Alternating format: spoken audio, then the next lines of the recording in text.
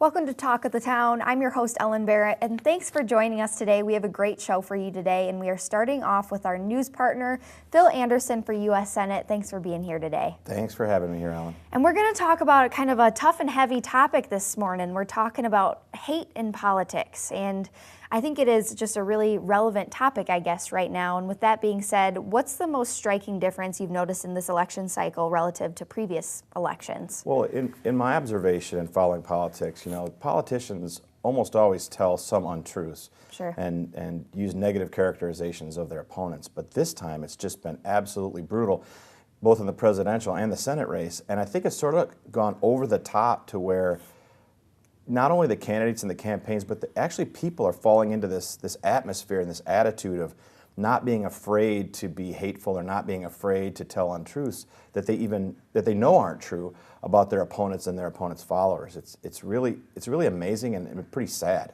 Mm-hmm. Now, who do you think, I guess, is responsible for this? Well, I would say that it's the two parties and the media together. Mm-hmm. Clearly, the media and the Democrat and Republican parties cooperate to a certain extent. There's access traded, there's information given under the table, there's spinning that goes on, and because negativity tends to play really well in the media, then it's not a problem for the big media outlets to sort of go along with what the politicians are saying. And of course, the politicians are trying to exploit the worst in human nature to get elected, and that is by practicing hate and fear and trying to get people afraid of somebody getting into office. So vote for me or you'll get that person.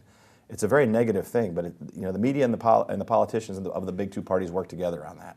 So kind of going off of that, why do you think that negative campaigning is so effective?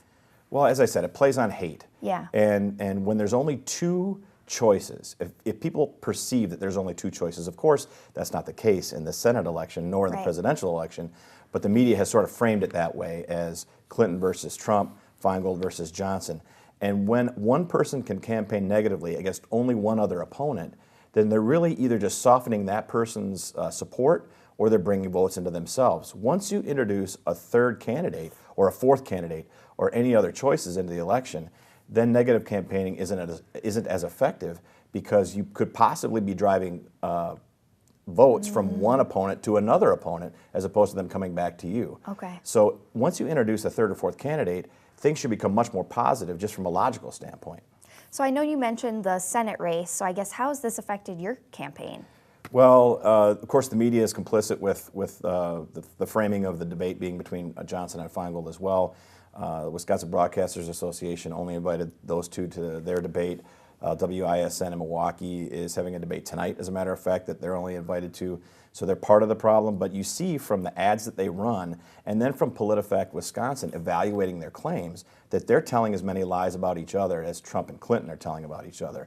And it's clearly demonstrable. You just look at the things that they say, and it's hateful, negative, deceitful, playing to the worst in human nature. And that's not what I stand for. That's not how I'm campaigning, and I don't think that's good for our public discourse or for people's view of candidates or politics in general or government. So how are you campaigning differently? Well, I have been pointing out the flaws in my opponents, their positions, the differences between what they say and what they do, but it's all based 100% in fact. There's nothing that I have said nor will say in the course of this campaign that if PolitiFact were to evaluate it would be seen as untrue at all, not even a half-truth. They're all completely true. Because I believe that people want to hear positive messages. They really want to know what people are going to do if elected, not just negative things about who they might vote for. They want to know what I'm going to do if elected. And I have a strong belief in human nature and the power of people to solve problems and local government to solve problems. So that's what I'm accentuating during my campaign.